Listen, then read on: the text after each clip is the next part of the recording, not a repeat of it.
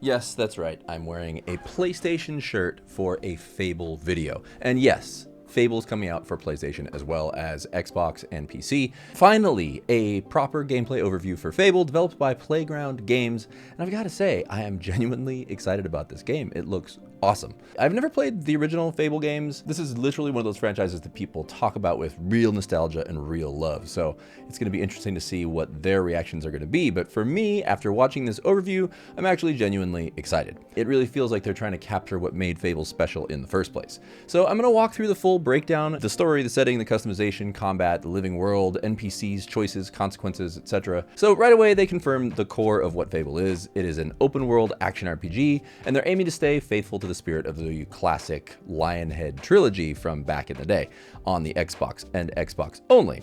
And that's important because with reboots, you always kind of wonder if they're going to respect the source material or if they're just going to use the name and just make something brand new. But it really sounds like the developers of this game, when you watch this developer direct, that they're talking about how they really all passionately love the original Fable. So they're trying to make a true reiteration of it, even though they've been working on the Forza Horizon games this whole time. So we'll see. The tone here feels like they get it though. It's got a heroic vibe, it's magical, and it's also weird and playful in the way that it stands out. In the early previews of this, it was all about the humor. It's all this kind of British dry humor. But anyway, they confirmed that the game is officially releasing in fall of 2026, coming to Xbox Series X, S, PlayStation 5, and PC, of course. If you're enjoying this video, hit that like button. It really does help my channel a lot, and subscribe so you can see all my upcoming videos. Regardless of what system you play it on, you begin as a kid in a village called Briar Hill, and you're basically living your normal life until everything goes sideways.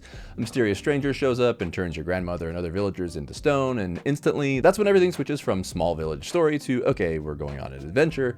And from there, you're launched into this big, wider world of Albion, and then they show off the full scale of it with huge open environments, different regions, towns, forests, and cities.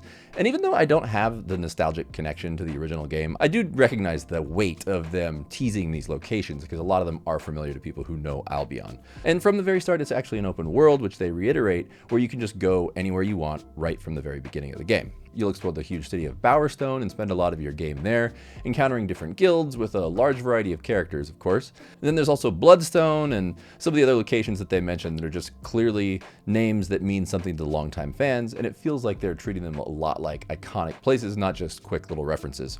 Albion itself looks like it has that fairy tale vibe, but still is grounded enough to feel kind of real, and that's actually a really hard balance to pull off. They've confirmed hero customization, and it's not just, pick a haircut and call it a day. It really sounds like the goal is to build your character the way you want, and your hero evolves based on how you play. And for me, that is kind of the entire point of an open world RPG for the most part. It's nice to feel like I'm creating my own version of a hero, and how you look and how you fight and the choices you make, plus in this game, also the reputation that you build. That's what makes the story feel personal instead of just something you happen to be watching. After you do all your character selection, obviously you jump into combat, which is one of the most important parts of any kind of gameplay reveal. When you get into combat, they make it pretty clear that it's a lot of melee, but you can develop your fighting style using a mix of melee weapons, ranged attacks, and magical abilities. And I like that because I love using a bow and arrow, and I don't know how much stealth is involved in this game, but I always like to be like a stealth archer, so we'll see how much that will actually play into this title, but it does show some really cool moments with the bow and arrow where you're shooting a lantern from these flying creatures. And I like that it gives you room to experiment to a certain degree.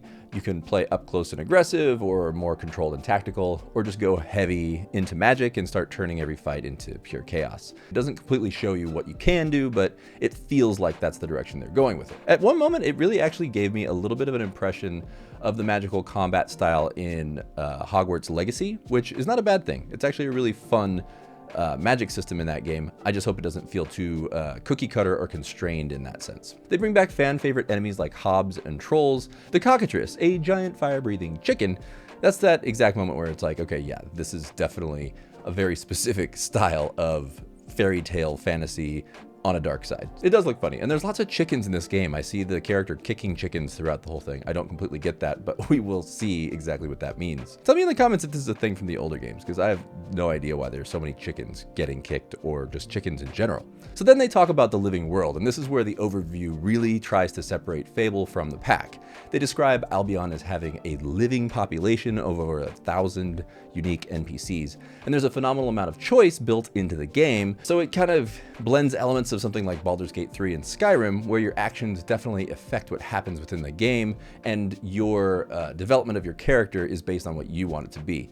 But there are also NPCs to be romanced, you can have children, you can buy houses and property and buy more houses and more property and become wealthy. It's so funny, like the descriptions that they were giving of how this game kind of builds up. It's a lot of crazy options built in that look really cool, and it seems like it's going to give it a lot of personality that you don't always see in games. And so all these different characters have daily routines, and they all have the ability to react to what the player does. And obviously, if this is really pulled off well, it's huge because it means that the world won't just be scenery, it's really a place that sort of notices you and what you do. Your actions actually create a reputation, and the choices that you make, big or small, shape how people treat you and how the world kind of evolves around you. And from what I understand, Fable has always been known for player choice and consequence, so even as someone who didn't grow up playing these games, I can tell that they're really trying to stick to that core promise that they're trying to deliver on, at least from what they were saying. One of the strongest elements of this gameplay reveal is the choice system, and they really just emphasize that choice can permanently change Albion itself, which is a very bold claim, but it's exactly what you want from this kind of RPG. The big example of this in action is literally big. It's a giant. You can choose to let him live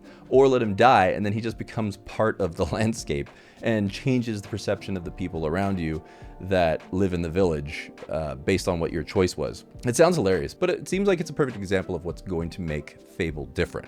It's not always some dramatic save the world decision. It sometimes can just be something kind of mundane or something that isn't the main story that will lead to the rest of your game being different than it was if you did something different the first time. The game brings in elements of morality, but morality is not seen the same from character to character, much like real life, which is quite fascinating to introduce these elements into a game where not everything is black and white, and there are lots of gray areas when it comes to your actions within the world, which is really cool. Sometimes it's weird, sometimes it's specific, chaotic, and then the world just kind of reacts based on what you did, which is really, really cool. So they might react like, oh cool, this guy is a total hero, or maybe just you're a complete menace. And apparently it can even affect things like house prices and how villagers feel about you. And that's the type of detail that makes a game really feel alive. So I'm really hoping that they pull this off in the way that they're portraying it, because it looks like the potential for it is really, really high. My final thoughts on it really are just overall, I think this gameplay overview did its job in a big way. It shows a strong story setup, a big open world, really cool character customization, flexible combat, and a living world built around choices and consequences. I'm coming into it as somebody who just loves a good RPG where your character feels like your own, and from what they're showing so far, it really does look like Fable is leaning into that in a very good way. They're saying it's coming out in fall of 2026, which is crazy because that's when Grand Theft Auto 6 is coming out. So talk about a game that's coming up against really stiff competition. But you know, at the same time, it's kind of the perfect balance because some people just don't want to play Grand Theft Auto 6. They want fantasy, and this is a huge fantasy game that we've been waiting on for years anyway. So having two big games come out, one being realism, one being fantasy, both being big games, I think it sets us up for an awesome fall. If they really stick the landing, this could end up being a massive, excellent game that I have really, really high hopes for. Anyway, so that's my breakdown of the Fable gameplay overview. Just let me know in the comments if you're actually excited for this like I am. If you're a Fable veteran, I want to hear from you about what you think I should know going into this as a newcomer. And also be honest, are you going to play as a true hero in the game, or are you going to go full chaotic Fable energy and make Albion regret everything? Don't forget to hit that like button and subscribe for all my upcoming videos. That is it for today's video though. Thank you so much for watching. Go try something new. I'll see you soon on GameList Plus. Imbecile.